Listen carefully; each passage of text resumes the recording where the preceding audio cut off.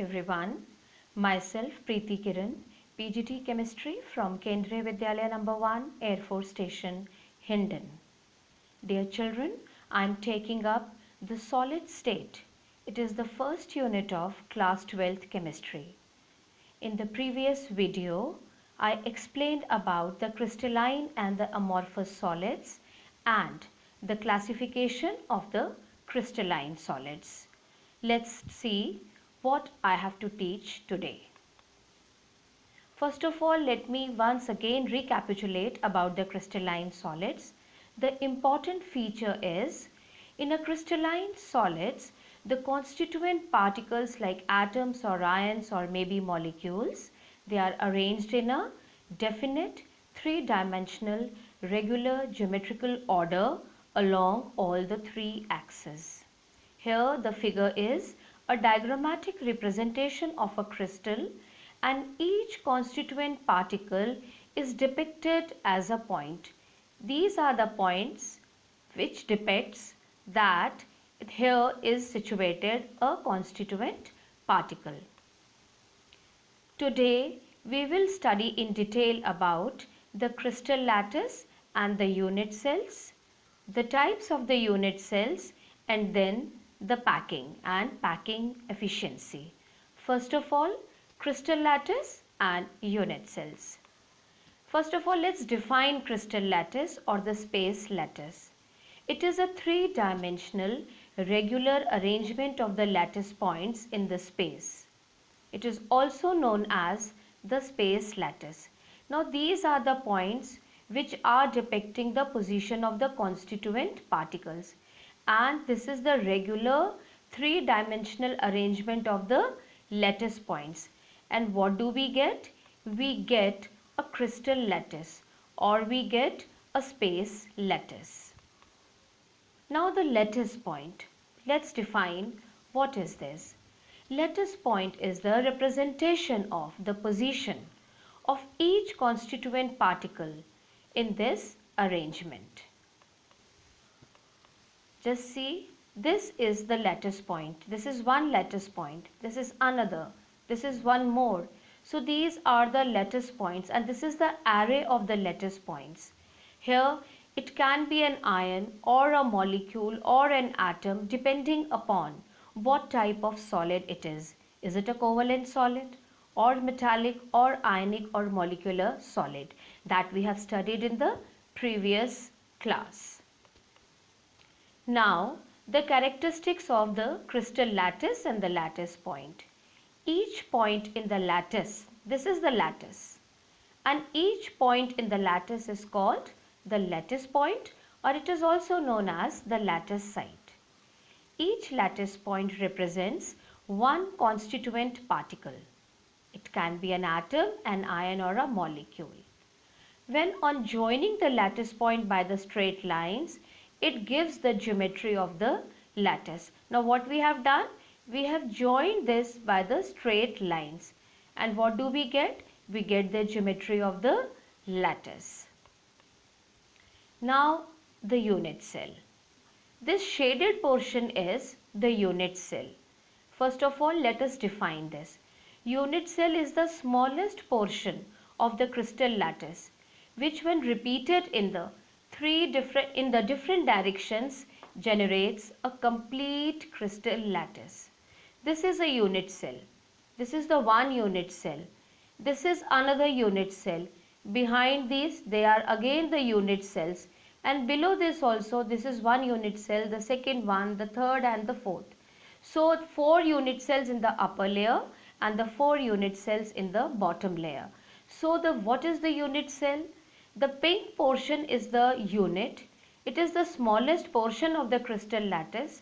It is repeating itself in the 3 dimension, and what do we get? We get the complete crystal lattice.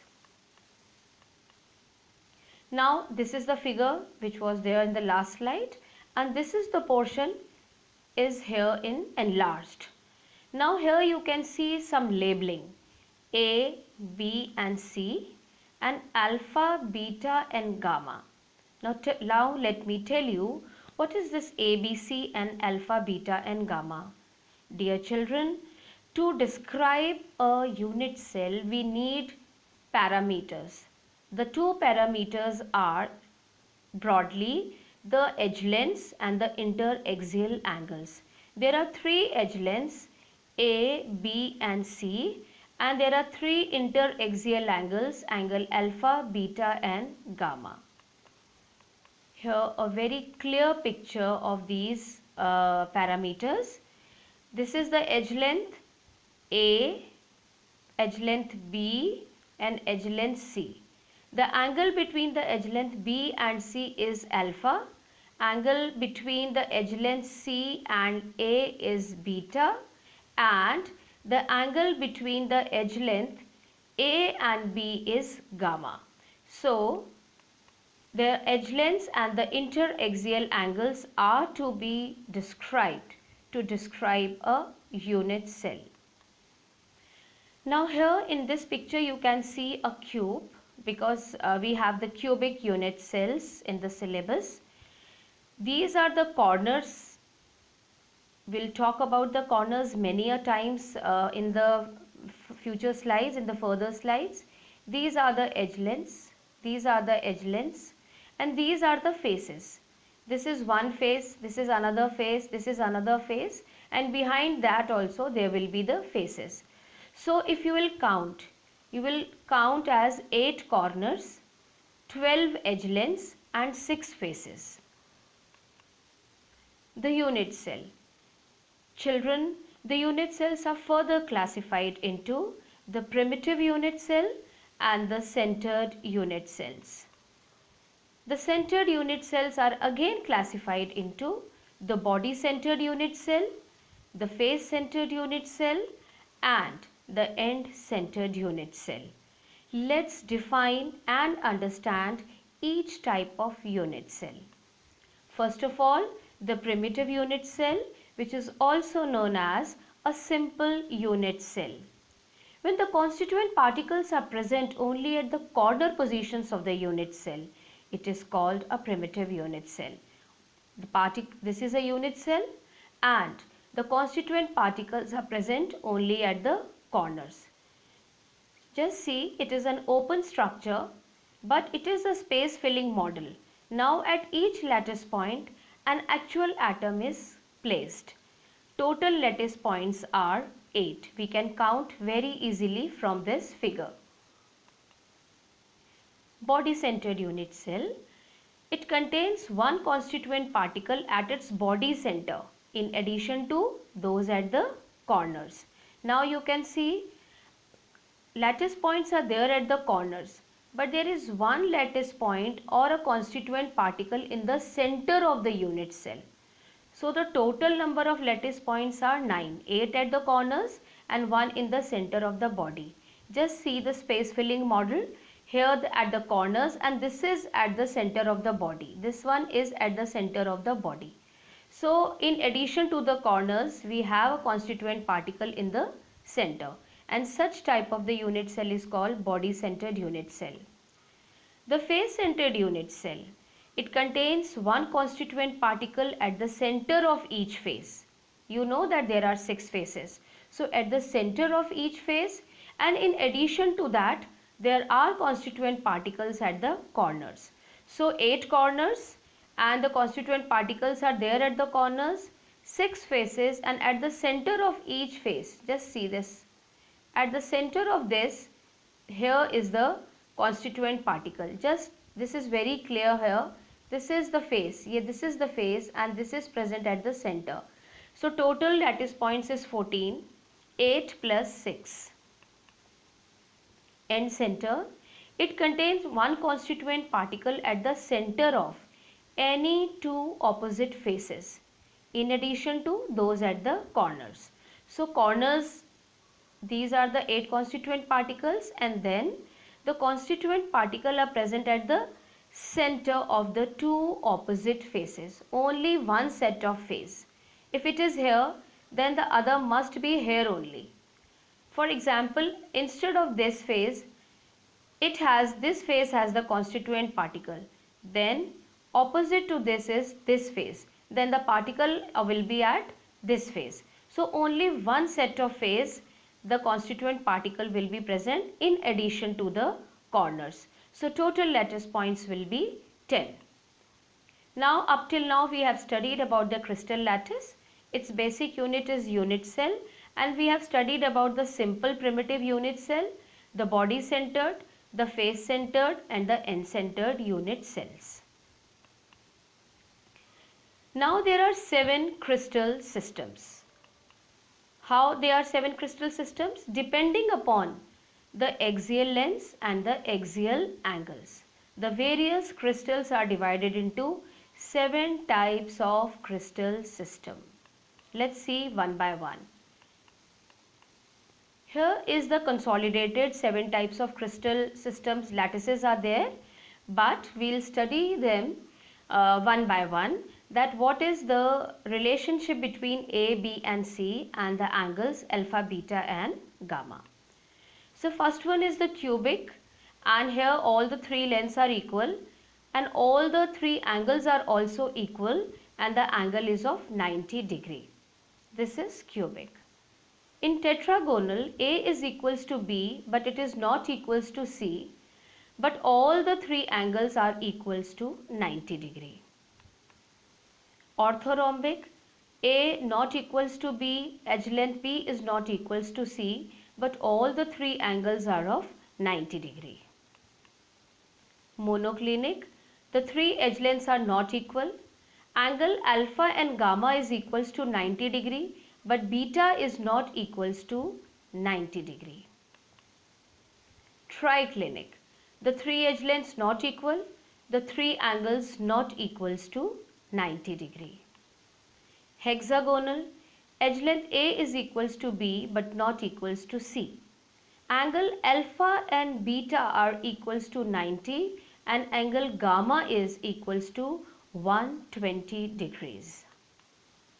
Rhombohedral or trigonal, in this all the 3 edge lengths are equal but the angles are not equals to 90 degree. Now dear children, how you have to learn this? Because you have to understand and learn, because you are given such questions like differentiate between rhombohedral or cubic or triclinic, any two they give you and they ask you the difference between the 2 types. So on the basis of the edge lengths and interaxial angles etc., you have to give your answer. Now there are only 14 possible 3-dimensional lattices. Only 14 possible 3-dimensional lattices, and they are known as Bravais lattice. And this name is given after the French mathematician who first described them. The unit cells of the 14 types of Bravais lattices are these. Fine. So this is also a question which is asked. Now the number of the atoms in the unit cell. The number of the atoms in the unit cell is represented by Z.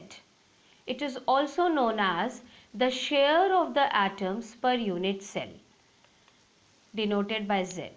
Now dear children, just pay attention, because now I am covering and taking up a very important topic and you have to understand this concept of sharing of atom per unit cell.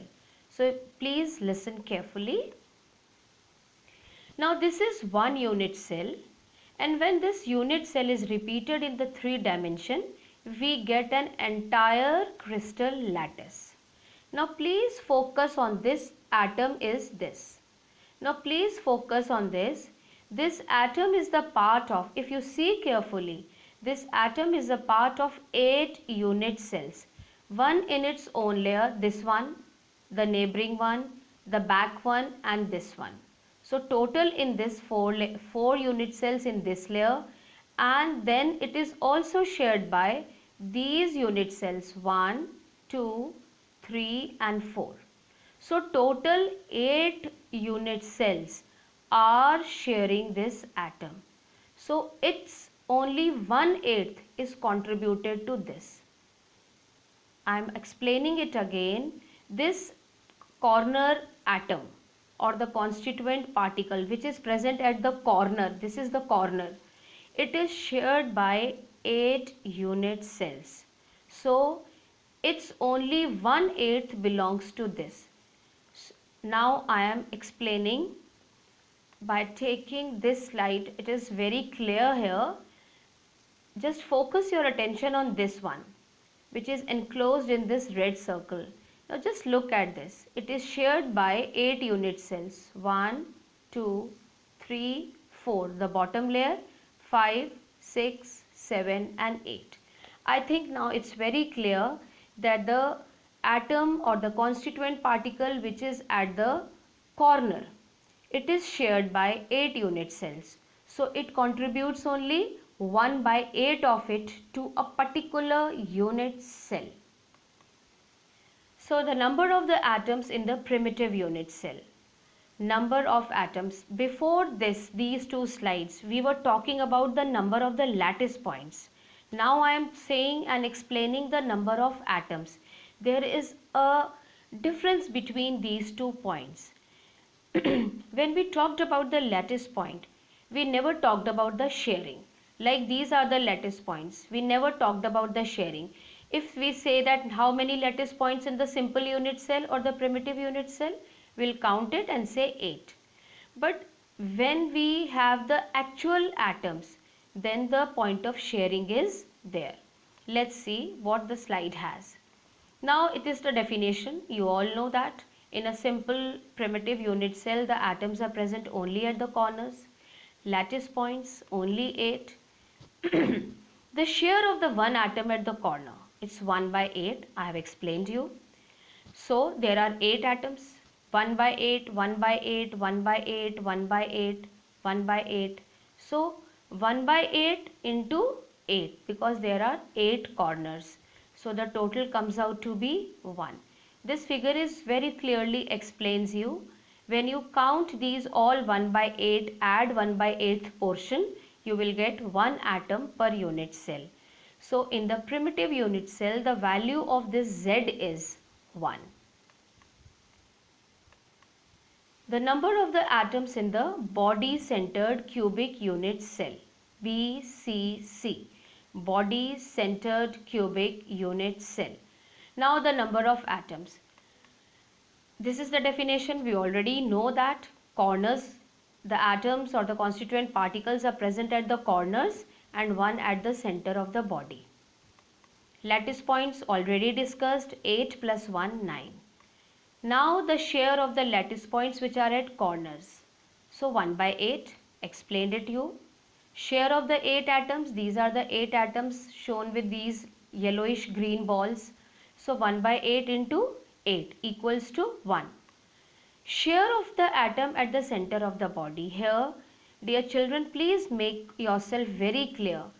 This atom which is in the body center belongs to this unit cell wholly, completely. Nobody is sharing it. No other unit cell is sharing it. It belongs to this unit cell only.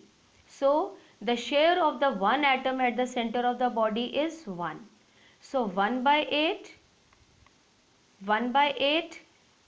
into 8 is equals to 1, and this 1 the center of the body. So the number of atoms per unit cell in the body centered unit cell is 2. So the value of Z is 2 for BCC unit cell. Now the number of the atoms in the face centered cubic unit cell, FCC. To understand this, just focus your attention on this figure. This is a face, this is the face, and this is the atom here. Now this face is shared by these 2 unit cells. So only half belongs to the atom here at the center of the face, half belongs to this and half belongs to this. So the sharing of the face is 1/2. And you know that in a cube there are 6 faces. So at the corners, the 8 corners, 1/8 contribution, and the face center, the half contribution. Now here, these are the lattice points, 14, no point of sharing. So we just counted and write here 14 lattice points. Now here it is very much clear to you, 8 corners, 1 by 8 contribution, total 1.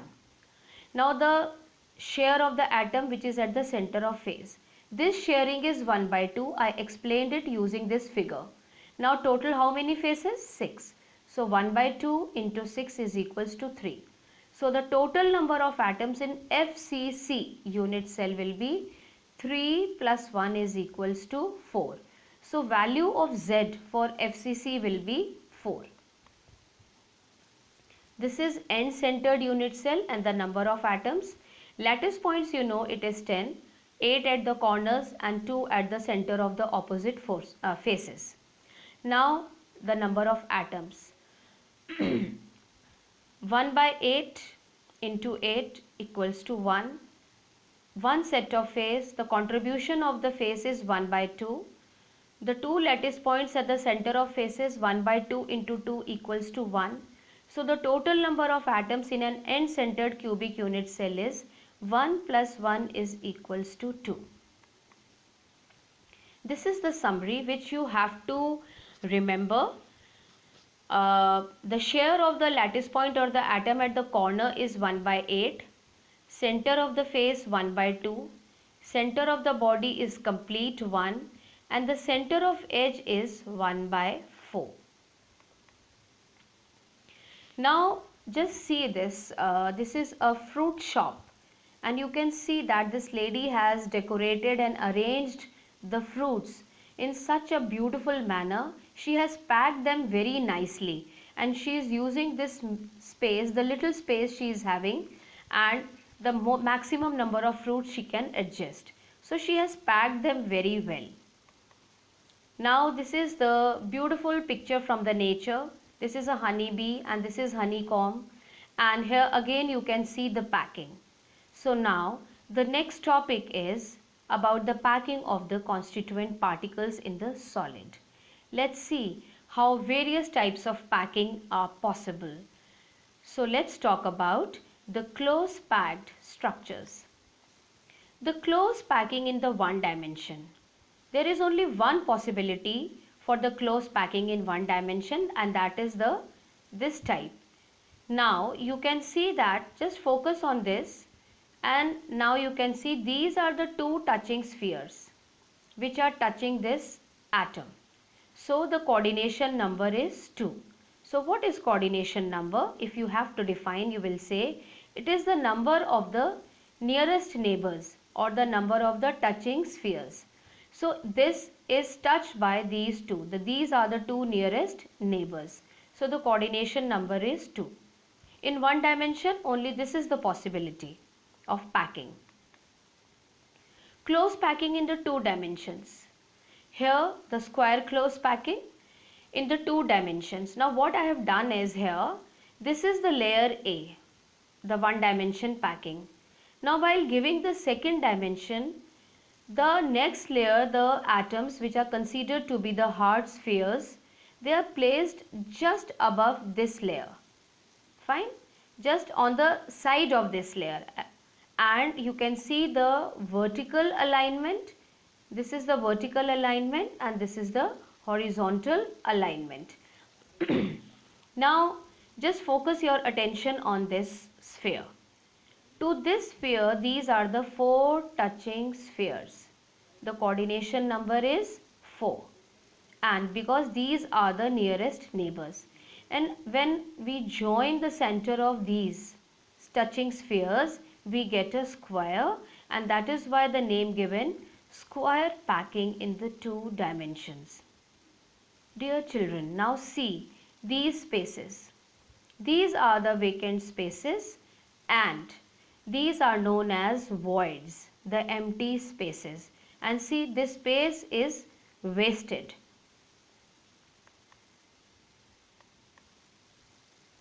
Another type of the two-dimensional packing is the hexagonal packing. Now what I have done here is, in the figure you can see, this is the first layer.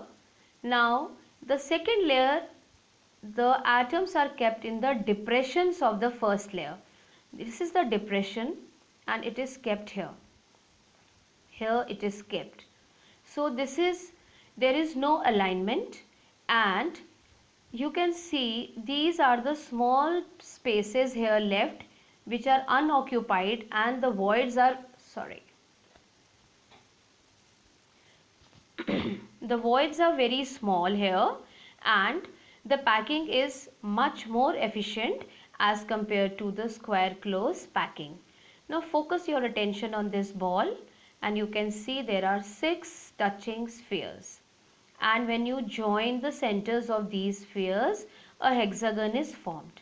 So it is known as hexagonal packing in 2 dimensions. One more thing you have to see, the shape of these voids, VOIDS, voids, or the interstitial sites. Now here here it is triangular in shape, fine, but in this layer the apex of the triangle is downward. This is downward apex, but in this case, in the second layer, the trigonal voids, these are triangular in shape, so they have been named as the triangular voids, and the apex is upward direction. The coordination number is 6. Now this is a comparison of these two, just to show that the square close packing is less efficient than hexagonal packing. Now the packing in the 3 dimensions. 3 dimensions means in addition to length and breadth, now height is to be given. So the spheres will be kept above the plane. Now this is the first type of packing in the 3 dimension. Now the upper layer, the hard spheres or the atoms are kept with an alignment to the bottom layer. This is the second layer. Suppose you cannot see this one, so let it be the first layer, and the upper layer is kept just above these spheres. So you can see there is a perfect alignment. Perfect alignment is there when we are giving it the 3rd dimension, and the unit cells generated in this will be the simple unit cell or the primitive unit cell. This type of the 3-dimensional packing is known as AA type. Now the next type of the 3D packing is, this is the bottom layer, and now we are keeping the second layer. So how do we keep the second layer?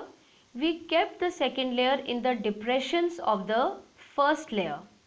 Now all the trigonal voids which were there in this layer are not occupied, but few of the trigonal voids are occupied by this layer. So what happened? A new type of the void is generated. The void is known as the tetrahedral void. I'll take it up later, but now you can see there is no alignment. So this is ABAB type or hexagonal close packing. Now the ABC type packing, here we have 2 options, that whether when we kept the next layer, whether the 3rd layer when it's kept, it is covering the tetrahedral voids or it is covering the octahedral voids. Now the point is, what are the octahedral voids? Actually the voids which are between the 6 touching spheres, that void is known as octahedral void. And when in this situation we have 2 types of the crystal lattices and the unit cell, the cubic close packing and the face centered cubic close packing. These both type of packing are highly efficient. Now let's see in detail about the coordination number in both the cases will be 12. This is hexagonal closest pack structure, and this is CCP, cubic closest pack structure. It all depends that the other layers, when we keep the second layer or when we are keeping the 3rd layer, what type of voids are generating, and the third layer is covering what type of voids. It is AB type or it is ABC type. Now let's focus on the voids or the interstitial spaces. The empty space left uncovered or unutilized in the close packing is known as the void or the interstitial space. There are two types of the voids in the three-dimensional packing, the tetrahedral void and the octahedral void. Let's see in detail about the two types of voids. In two-dimension packing, I've shown you there is a triangular void. This is a trigonal void. But how a tetrahedral void is generated and how an octahedral void is generated, now let me explain. When we keep the upper layer, if the triangular void is covered by this, then we get a tetrahedral void. And when the centers of these four atoms or the spheres is joined, we get a tetrahedron. Fine. So this is a tetrahedral void. Octahedral void is the void enclosed by the 6 spheres or the 6 atoms or the 6 particles. Now this figure is very clear. There is a trigonal void here, and when we kept the upper layer, then it is covered, the void is covered between the 6 touching spheres, and when we join the centers of these, we get a octahedron.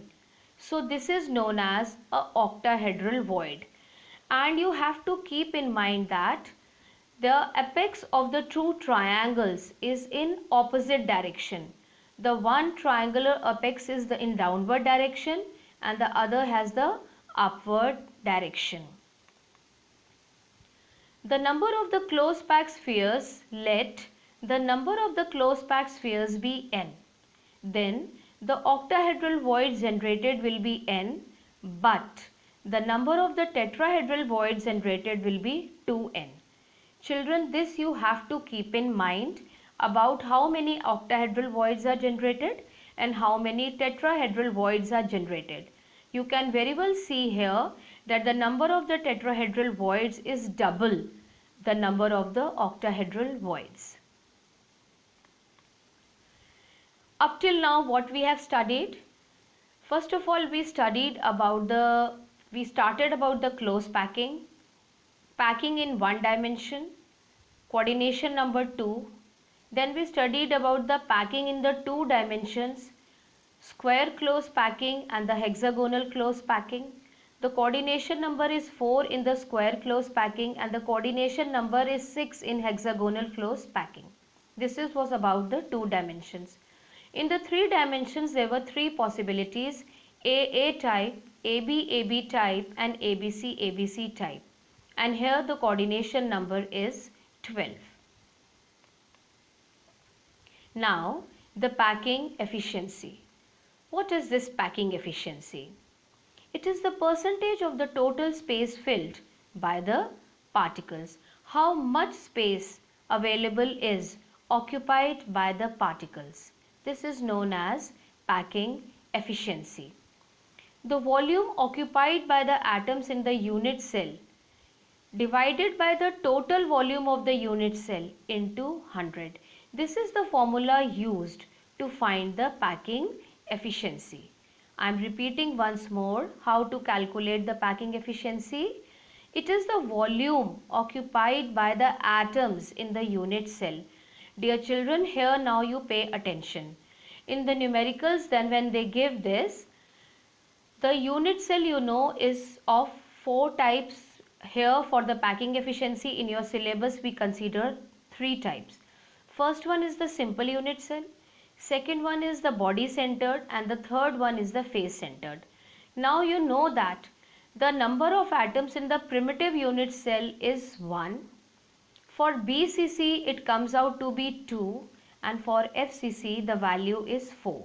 Here it is Z, and you know that atoms are considered to be hard spheres. So the volume of the sphere is 4 by 3 pi r cube. and here it is total volume of the unit cell. How you calculate the volume? Length into breadth into height. Now you have the cubic unit cell. So A is equals to B is equals to C. So here you can use A cube. Fine.